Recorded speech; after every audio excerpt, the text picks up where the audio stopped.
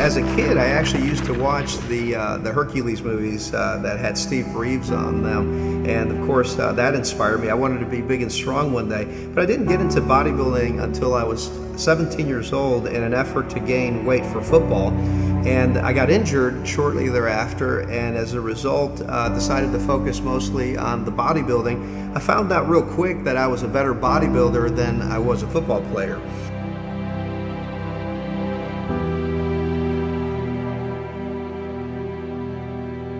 I'm a big believer in doing very high intensity workout. So my workouts typically are not high volume workouts in the traditional sense. So I will get in there and I'll train a body part as hard as I can, as fast as I can, and the goal is to exhaust it. And once it's exhausted, I get out of the gym. So a workout may only last an hour for 2 body parts.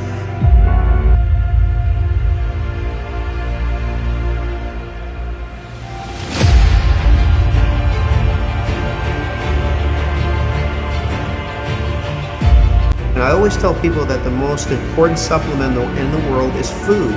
Start with food. If you were to take a look at my body when I was 17 years old, you would have laughed. You would have said, there's no way this guy's got the genetics necessary to stand on Mr. Olympia stage one day. And so I don't like to tell people that their genetics are going to stand in the way. Please know that no matter what kind of condition you're in, whether you're skinny or you're heavy, you can improve lifting weights and bodybuilding. You will most definitely change your shape.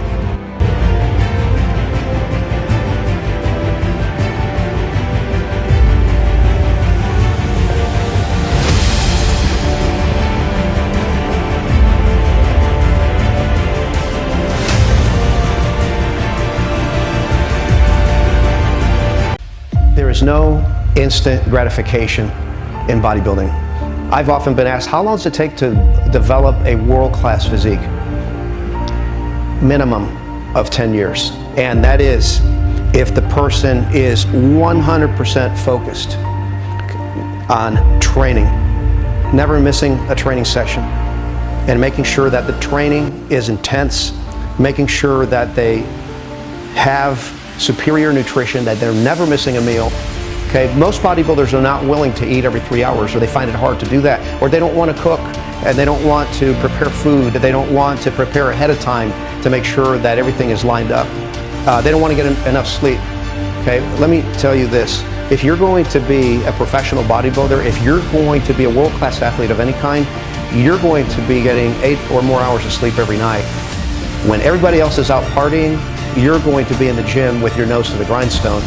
Okay, when everybody else is going out and eating the delicious food with all the fat and the sugar and the calories, you're going to be eating your chicken breast, you're going to be eating your vegetables, you're going to be eating your rice and your potatoes. Okay, so the point I'm trying to make here is that it requires a level of dedication that permeates into every corner of your life.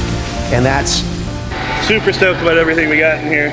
It's all super stoked. I've never had anything like this before. It's always been I have good gyms, but I always got to go to different ones for different body parts. So it's literally the best of the best for every body part in one building. So it's really weird to me to think about the fact that I want to finish out my bodybuilding career in this building. It still hasn't really set in that I'll be in this building, in this room for the next like 10 years training for everything. So it kind of hits me when I think about it, honestly. But anyways, let's get to it.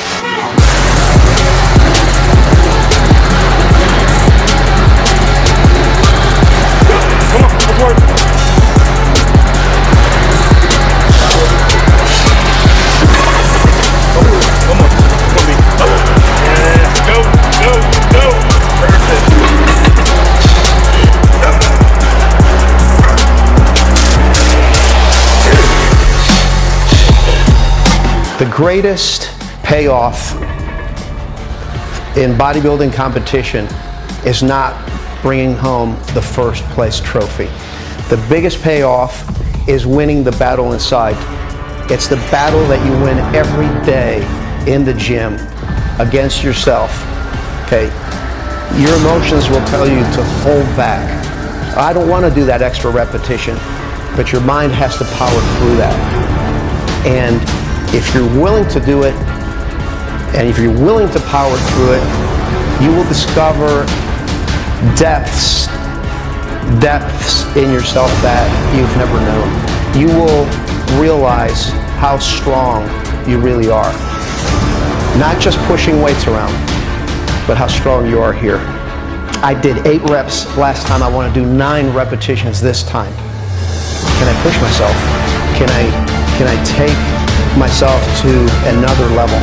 And a lot of people are not willing to do that. It's work. It is gut-busting work.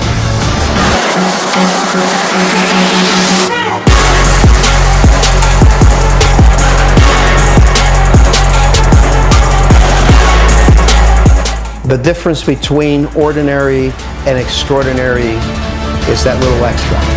It's just a little bit more. That is what separates a world-class athlete from an also-ran. That's what separates first place from second place. And you get there by reaching down deep inside yourself and giving it your all.